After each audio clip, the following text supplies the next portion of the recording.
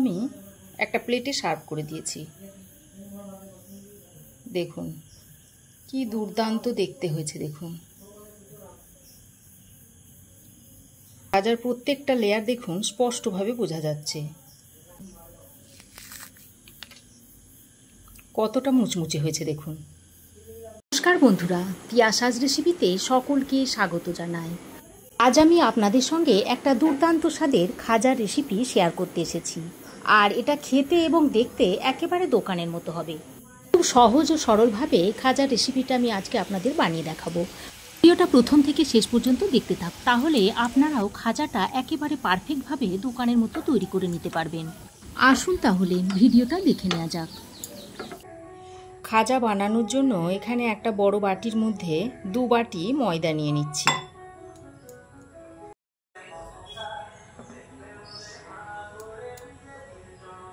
দিয়ে দিচ্ছি স্বাদ মতো নুন আর 2 চামচ মতো গাওয়া ঘি দিয়ে দিচ্ছি।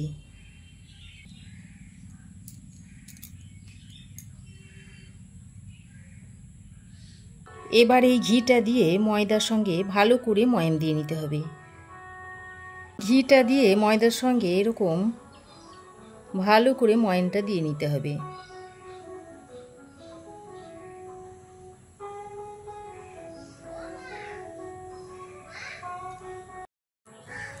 এইভাবে মাখতে মাখতে যখন দেখবেন যে এরকম মুঠো করলে এইভাবে দলা পাকিয়ে যাচ্ছে, এইভাবে চাপ দিলে ভেঙে যাচ্ছে, তখন জানবেন যে ময়ামটা ঠিকঠাক হয়েছে। এবার অল্প অল্প জল দিয়ে দিয়ে একটা শক্ত ডো তৈরি করে নেব। তবে খুব বেশি ডোটা শক্তও হবে না, আবার খুব বেশি নরমও হবে না। মাঝারি টাইপের একটা ডো তৈরি করে নিতে হবে। দেখুন এই রকম একটা মাঝারি টাইপের ডো তৈরি করে নিয়েছি। ডোটা খুব শক্তও হয়নি, আবার খুব নরমও হয়নি।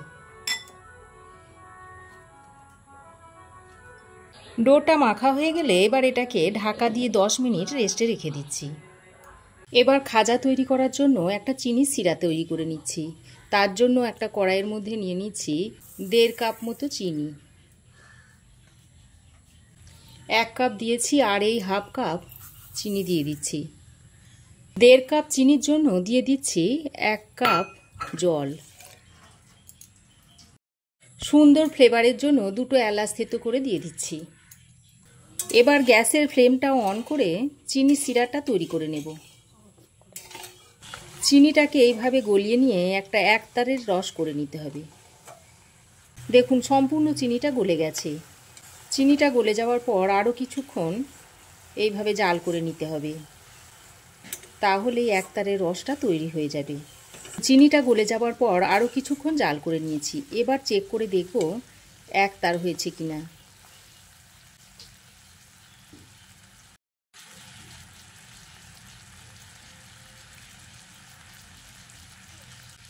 রসটা তৈরি হয়ে গেছে। দেখুন একটা তারের মতো দেখা যাচ্ছে।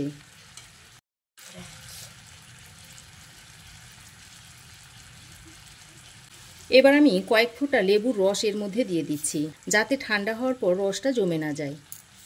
লেবুর রসটা দিয়ে আরও একবার এর সঙ্গে মিশিয়ে নিচ্ছি। এবার এই রসটাকে নামিয়ে নেব। দেখুন রস তৈরি হয়ে গেছে। এবার রসটাকে নামিয়ে নিচ্ছি। এদিকে দেখুন ডোটাকে 10 মিনিট রেস্টে রাখার পর আবারও খুলে একবার ভালো করে মেখে নিচ্ছি। আর দেখুন ডোটা আগের থেকে আরও অনেকটা নরম হয়ে এসেছে। আবারও একটু মেখে নিয়ে একটা মসৃণ ডো তৈরি করে নিয়েছি। এবার এই ডোটা নিয়ে এই কিচেন স্ল্যাবের উপর রেখে পাতলা করে একটা রুটি তৈরি করে নেব। এইভাবে উপর দিয়ে কর্নফ্লাওয়ার ছড়িয়ে পাতলা করে বেলে নিতে হবে।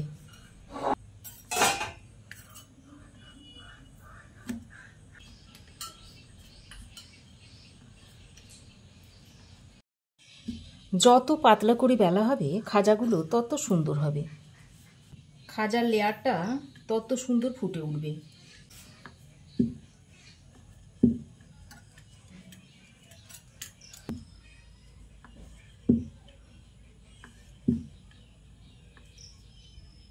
দেখুন এই রকম একটা বড় রুটি তৈরি করে নিয়েছি, আর রুটিটা দেখুন কতটা পাতলা হয়েছে। দেখুন ঠিক এই রকম পাতলা করে রুটিটা তৈরি করে নিয়েছি।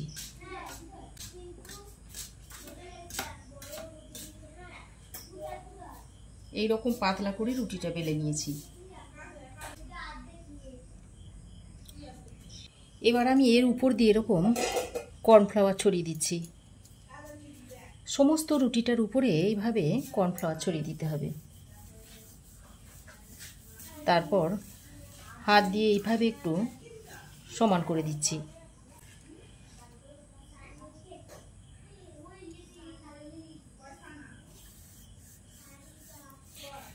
তবে আপনাদের কাছে যদি কর্নফ্লাওয়ার না থাকে তাহলে অ্যারারুট দিয়েও আপনারা করে নিতে পারেন। দেখুন সমস্ত রুটির উপরে এইভাবে কর্নফ্লাওয়ারটা দিয়ে দিতে হবে।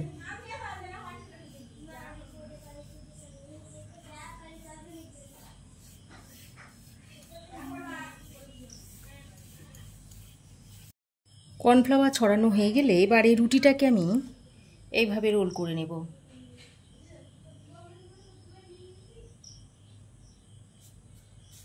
এইভাবে রোল করে নিতে হবে।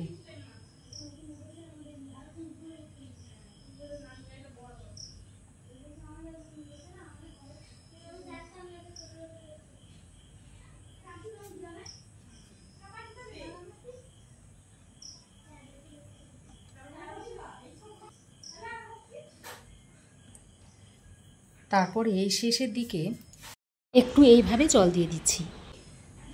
জল দিয়ে এইভাবে আটকে দিচ্ছি।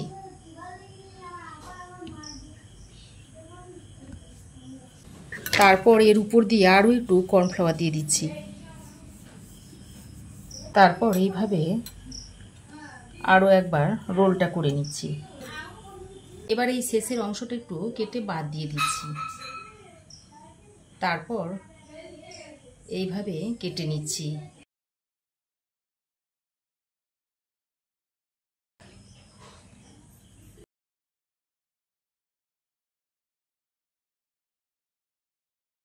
দেখুন এরকম 1.5 ইঞ্চ মাপে কেটে নিয়েছি। এবার এরকম একটা নিয়ে হাতের সাহায্যে এইভাবে একটু লম্বা করে নিচ্ছি। তারপর হালকা হাতে একটু এইভাবে বেলে নিচ্ছি।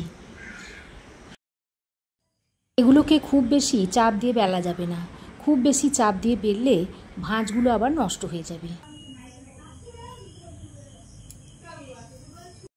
দেখুন একটা খাজা আমি বেলে নিয়েছি।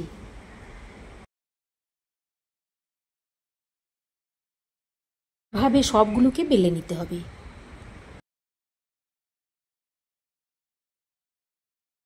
দেখুন সমস্ত খাজা আমার বেলে নেওয়া হয়ে গেছে। এবার আমি একটা ফ্রাই প্যানে তেল গরম করতে দিয়েছি। বেশ খানিকটা তেল ফ্রাই প্যানে গরম করতে দিয়েছি। এবার এই খাজাগুলো তেলের মধ্যে দিয়ে দিচ্ছি। হালকা গরম তেলের মধ্যে খাজাগুলোকে দিয়ে দিতে হবে। আবারও বলছি, তেলটা কিন্তু খুব বেশি গরম করা যাবে না। হালকা গরম অবস্থায় খাজাগুলোকে তেলে দিয়ে দিতে হবে।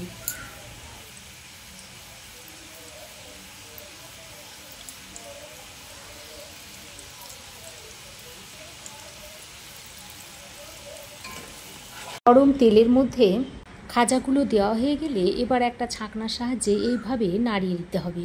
তাহলেই দেখবেন আস্তে আস্তে খাজাগুলো উপর দিকে ভেসে উঠবে, আর খাজার মধ্যে যে লেয়ারগুলো সেগুলো সব খুলে খুলে যাবে।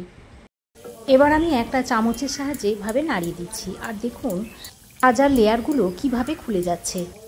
খানিকটা সময় নিয়ে খাজাগুলোকে এইভাবে ভেজে নিতে হবে। দেখুন এই এক ব্যাচ খাজা ভাজতে প্রায় 10 মিনিট সময় লেগেছে। দেখুন লেয়ারগুলো দেখুন কত সুন্দর হয়েছে। দেখুন প্রত্যেকটা লেয়ার দেখুন খুলে খুলে যাচ্ছে।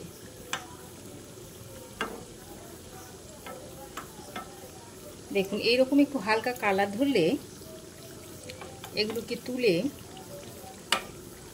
একটা ছাঁকনার মধ্যে ছেঁকে নিতে হবে, তাহলে তেলটা ভালোভাবে ঝরে যাবে।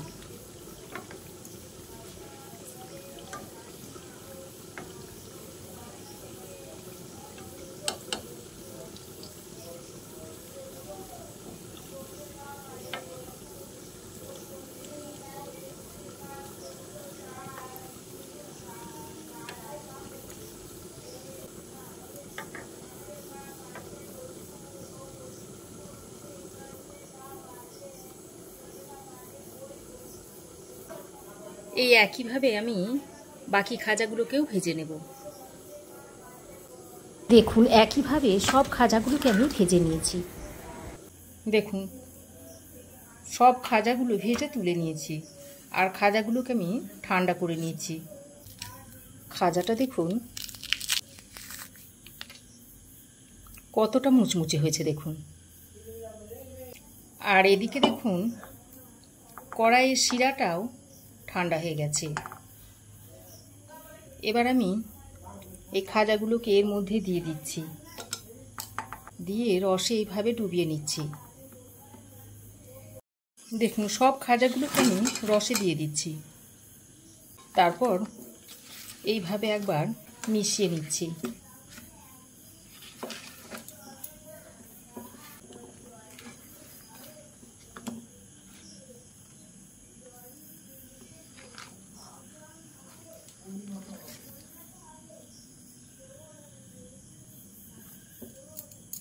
এবার আমি এই ছাঁকনাতে তুলে নিচ্ছি। দেখুন এইভাবে তুলে নিয়ে দেখুন রসটা ঝরে যাচ্ছে। এইভাবে ছাঁকনাতে রেখে দিলে রসটা ঝরে যাবে।